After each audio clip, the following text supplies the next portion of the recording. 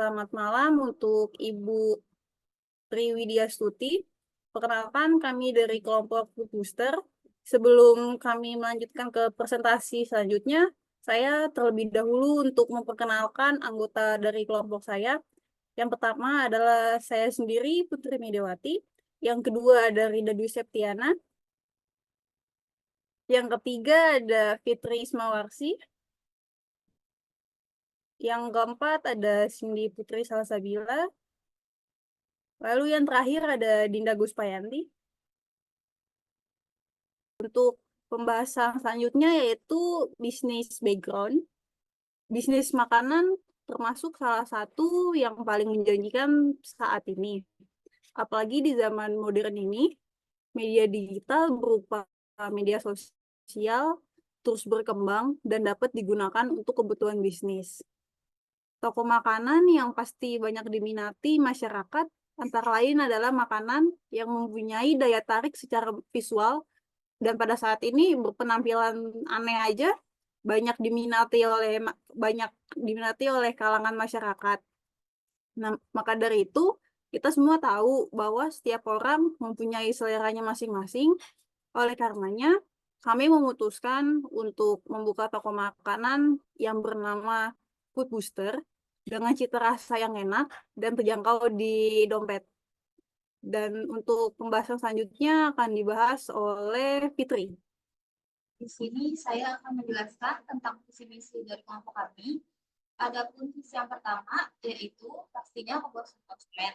Karena kalau konsumen merasa puas dengan produk kita, konsumen akan balik lagi untuk membeli produk kita gitu kan. Yang kedua itu jadikan riset kami riset pilihan karena riset kami itu terbuat dari buah-buahan yang masih fresh yang menjadikan riset kami itu riset yang sehat gitu kan. Sedangkan misinya itu sendiri, yang pertama itu membuat produk dari buah-buahan yang beragam. Yang kedua itu terbuat dari bahan jelly dan buah-buahan yang lebih fresh. Yang ketiga itu membuat konsumen merasa puas terhadap produk yang kami jual. Dan yang terakhir, selalu berusaha memberikan pelayanan yang terbaik untuk konsumen. Selanjutnya, di sini saya akan menjelaskan apa sih toel sando dan jelly ball. Nah, untuk toel sandonya itu sendiri terbuat dari adonan kue yang dibuat tipis untuk adonan luarnya. Terus di dalamnya itu ada whipped cream dan buah-buahan, lalu digulung dan di atasnya itu kita hiasi supaya lebih menarik konsumen. Lalu untuk pengemasannya itu sendiri, dia menggunakan plastik wrap, lalu dimasukkan ke dalam mika persegi panjang. Gitu. Sedangkan untuk jelly ball itu sendiri, di dalamnya itu terdapat isian buah-buahan, yaitu mangga dan stroberi, yang di dalamnya terdapat buah-buahan tersebut, lalu dikasih topping yogurt dan keju. Lalu untuk pengemasannya sendiri itu, dia menggunakan wadah plastik ukuran 300 ml.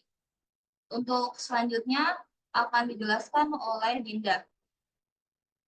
Oke, selanjutnya ada struktur Food Booster, yaitu terdiri dari Ketua Putri Mediawati sebagai Direktur, memiliki tugas menjadi koordinator, pemimpin, dan mengambil keputusan, serta mengawasi tugas dari karyawan lain. Selanjutnya yaitu Rida Dwi Septiana selaku manajer keuangan, bertanggung jawab dalam mengelola keuangan dan mengkoordinasi pengontrolan dana yang digunakan. Lalu selanjutnya yaitu Fitri Ismawarsi selaku manajer administrasi.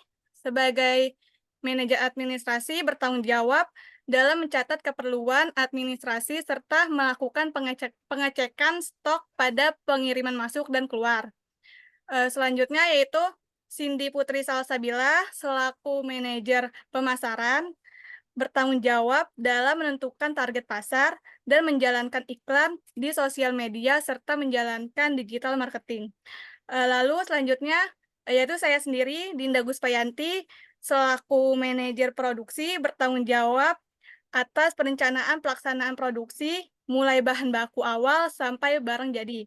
Oke, selanjutnya akan dijelaskan oleh Cindy Putri Salsabila. Terima kasih Dinda. Selanjutnya di sini ada bisnis model kanvas. Ada beberapa key.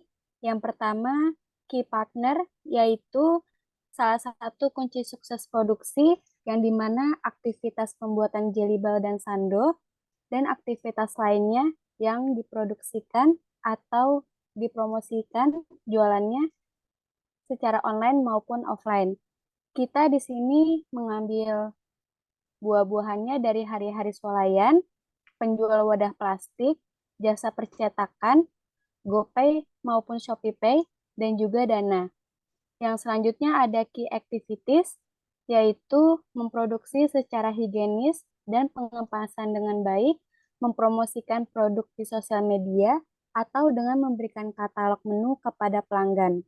Selanjutnya ada key research, yaitu bahan baku yang berkualitas, contohnya seperti buah-buahan yang fresh, lokasi yang strategis dan mudah dijangkau, kita mengambil di halaman BSI.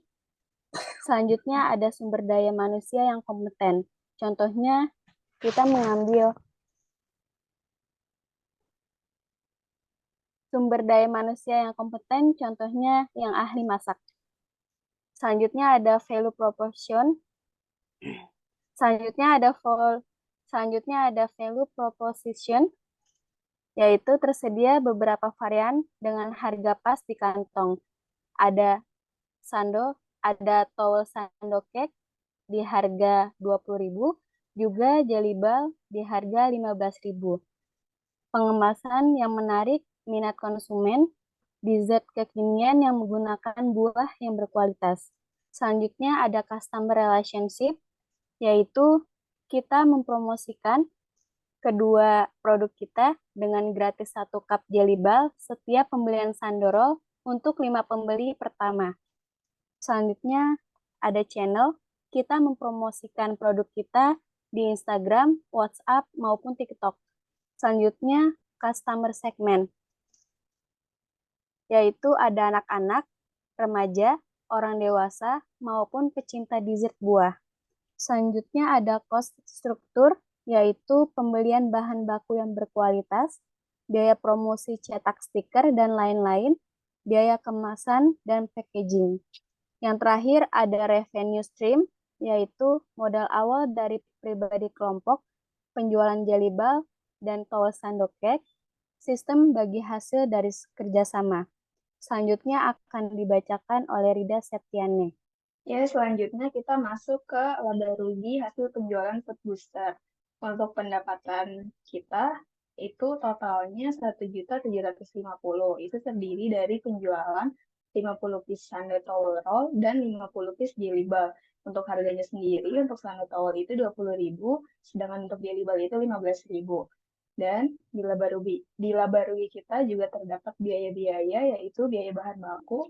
Untuk bahan baku yang kita beli selama untuk proses penjualan kemarin, totalnya 915.500. Dan ada juga biaya gaji untuk karyawan Food Booster sendiri, yaitu 500.000 untuk 5 orang, atau 100.000 per orang. Untuk total biaya keseluruhannya, itu ada 1.415.500. Dikurangin pendapatan yang kita dapat sebelumnya dari hasil penjualan towel sando roll dan jelly ball, total laba yang kita dapetin itu 334.500.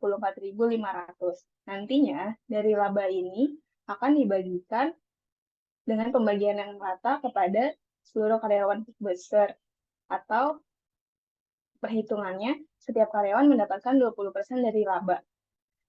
Selanjutnya masuk ke break even point Food Booster. Untuk biaya per bulan kita habis di 1.415.500. Harga jual per produk kita standar towelnya 20.000, jelly ballnya 15.000, totalnya 35.000 per produk. Untuk BEP per produk dari total biaya yang tadi dibagi dengan total harga per produk, yaitu 1.415.500 dibagi 35.000, atau sama dengan kita mendapat 41 produk per hari. BEP rupiahnya dari 41 produk tersebut dikalikan 35.000. 35.000 itu harga jual per produk yang tadi. Kita mendapatkan Rp1.435.000. Dan dengan total modal Rp1.690.500, kita dapat modal kembali dapat dilihat dari perhitungan BEP-nya, yaitu dengan membagikan total modal dengan total biaya. Total modal kita Rp1.690.500 dibagi dengan total biaya Rp1.415.500.